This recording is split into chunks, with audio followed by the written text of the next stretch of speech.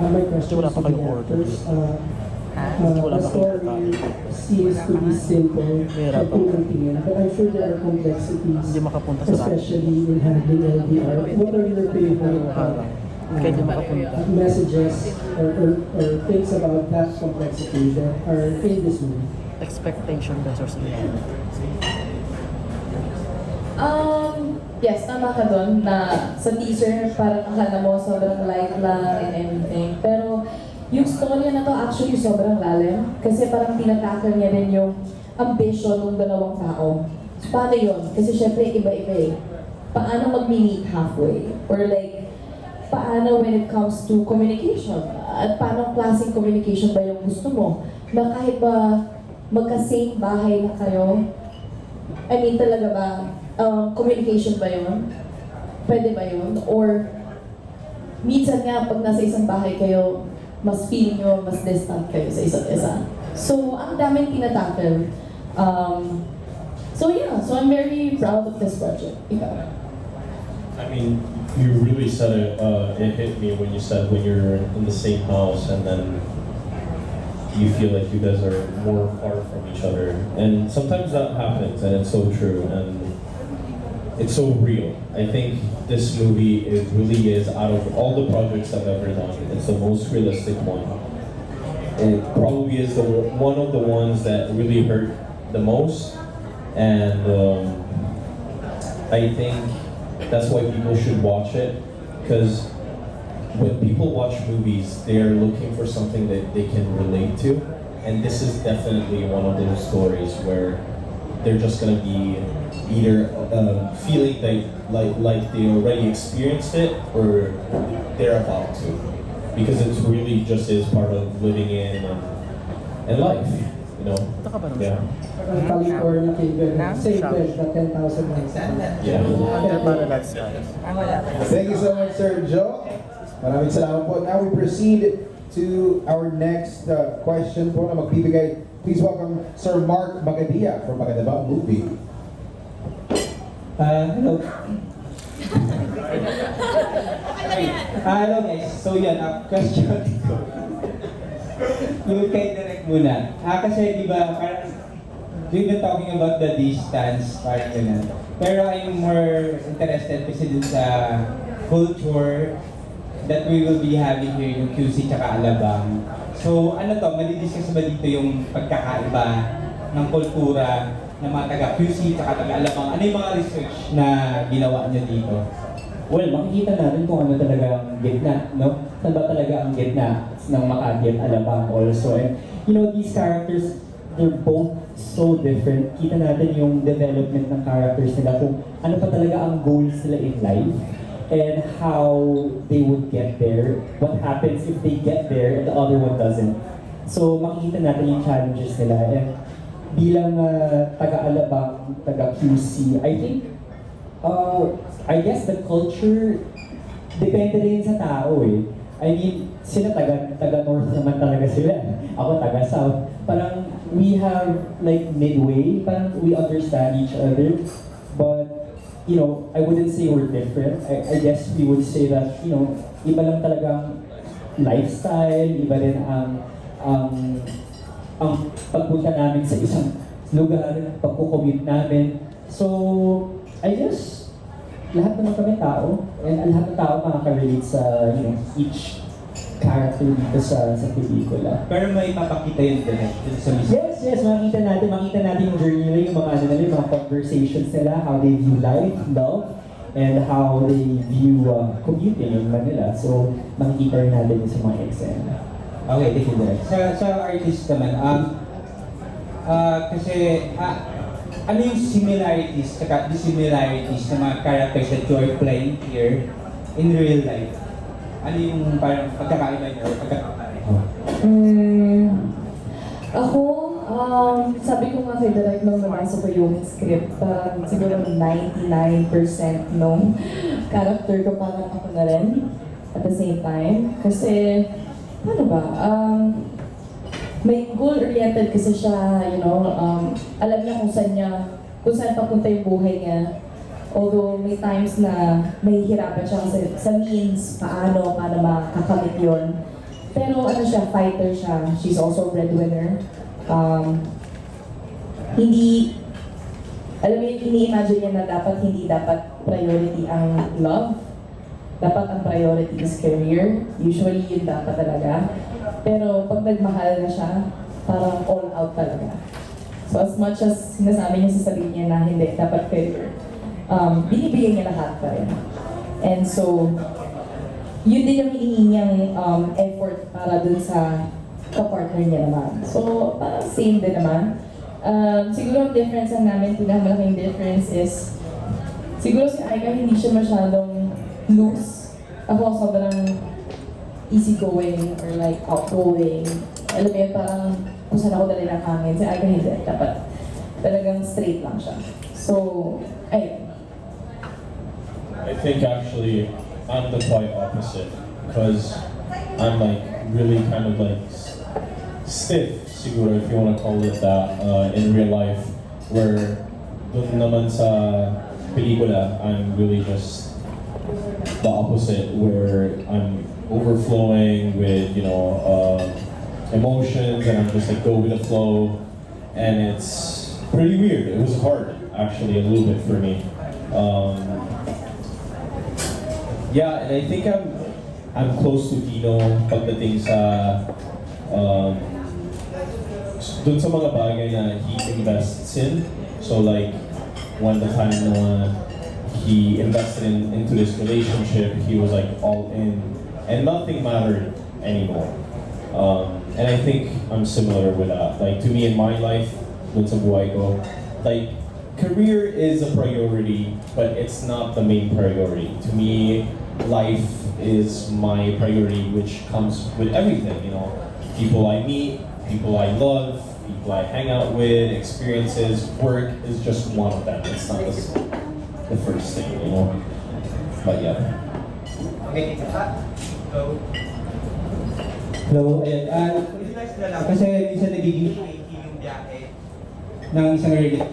Parang pupunta ang QC to Alabang. Ano na yung advice niyo sa mga ganong may pinagdadaanan ngayon? Ano ba?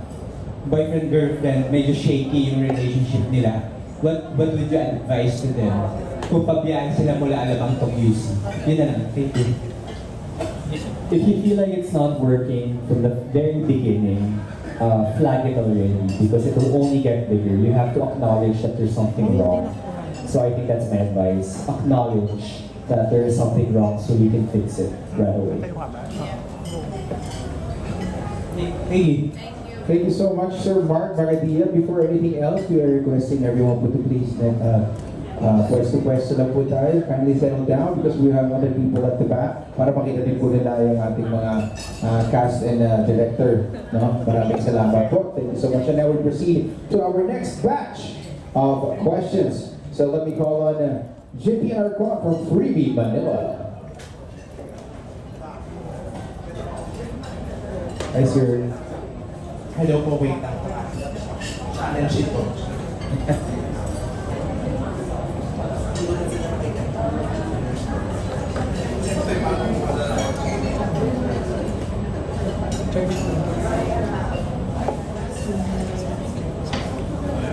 Ayan, hello po. Hey, hello. We made it. Charot. Kasing haba ng sa Alabang. Okay. Hello, Heaven and Marco first, no? Kasi sunod-sunod yung project sa Sun ay nakakita lang namin sa'yo, Heaven, a few weeks back sa Sun. So, gaano kahirap yung, or gaano kadali for the two of you na magtawid-tawid to the next project? Kasi, very, kumbaga, malapit yung time. So, parang paano kayo nakaka-immerse doon sa characters? Ako lagi ako naghihirapan pagkatapos ng show. Like yung last time yung film namin, sinasabi ko sa kanya kay Direk na parang, Direk, sobrang nalulungkot ako kasi kailangan ko na i-let go yung character. Hindi ko pa rin alam minsan kung paano ko dapat mag-let go. Kasi napapamahal ako eh. Like, yung pros and cons ng character ko dapat naiintindihan ko, dapat mahal ko. So, ganun ako pagdating sa characterization. And so sometimes, ang ginagawa ko na lang, umaalis ako. Kung hindi mo napapansin, lagi akong umaalis, di ba? Like may Siargao, and then ngayon, I'm going to Boracay. So parang cleansing din yun sa akin. Na parang, okay, time to start again. So, yeah. I don't think I can super relate because I don't have like super constant right after a project. Like I always have a month in between. So parang I have enough time na parang naaral ko yung next character. But like example like in this one, it was I had enough time. What did we have? Like 2 weeks, 3 weeks where we were just changing the script, but like I super love the fact that he was like sending questions about the character where we needed to understand, example, kung naniniwala ba sa Diyos si Tino, like, which is not even part of the story. So like having those questions helped me get into the character, but now you need to send me questions for me to get out of the character. I think we need a workshop out of that. Yan, Direct G na kasi since gumawa ka ng mga mainstream movies and mga love stories, medyo naging trademark mo din yung mga edgy na eksena na medyo mature and yung mga magagandang love scenes. Ikaw ang nag-direct. So, kay Marco and Heaven ba may ganon and ano yung i-expect namin? Certain level of maturity from them in this movie. Dito, very mature yung story, their relationship, their love story. I think this is the most mature love story I've ever done in terms of their characters, how they go through. It's my heaviest. And I'm just so proud of Marco and Heaven for accepting it. Kahit ito-change ako ng lines or mga scenes on the spot. And it's been a challenge because I think for the three of us, it's very close to home also the story. Kaya mas nabibigay namin ng color yung mga eksena. But expect a different Marco and Heaven here because grabe talaga yung binigay nila sa pelikula na to. And you will see it in the final film because they gave it their all. And I was able to give it my all because of them as well. So thank you. Sorry, PJ, isa na lang. Last na. Kay Heaven and Marco, kasi from QC and Alabang, so kayo din yung love niyo.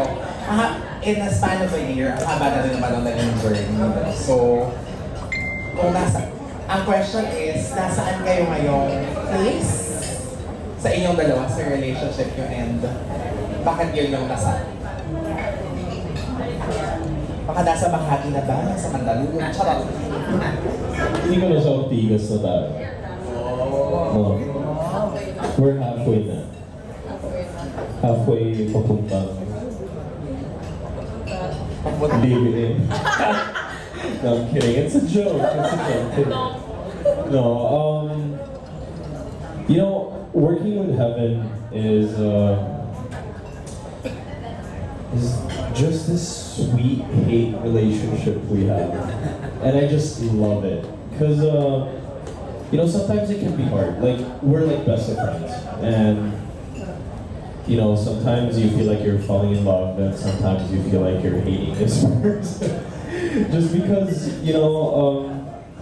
we're just so comfortable with each other that you just can't help than being yourself. And so because you don't want to ruin it, you just try to be friends, but then sometimes you can't help it, and some things just come out of your mouth, and you're wondering if it was the right thing to say. So I feel like at what point we're just really trying to enjoy every single project that we have, and taking it until now. After a year, taking it slow. Come on, wait. I want to hear what you said. Siguro yun, halfway pa rin kami. Kasi ang dami pa namin kailangan malaman sa isa't isa. Ang dami pa namin dapat matutunan para sa isa't isa. So yes, meron kaming love and hate relationship. And I think, I think it's good. It gives color. And dun sa love and hate relationship na yun, you actually learn to be a better person afterwards.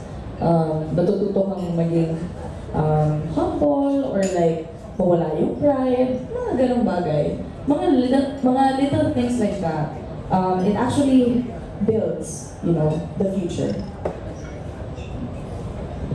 You know what it feels? Honestly, it feels like a marriage without a ring. That's what it feels.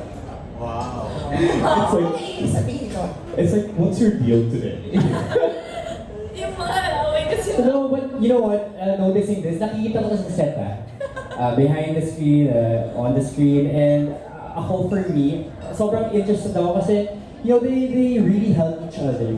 Besides anything else, kitang mag-aaway sila because the scene needs for them to get angry with each other. And you see that, and nagtutulong-tulungan sila. Tapos parang, okay, gets ko, kasi Heaven knows how to make what makes Marco cry. Marco knows how Heaven gets pissed off. And they use that to further characters, no? Para magawa ng paraan yung eksena at para ma-motivate sila. And yun yung partnership of actors talaga, which I appreciate. Thank you so much. Salamat. Thank you so much.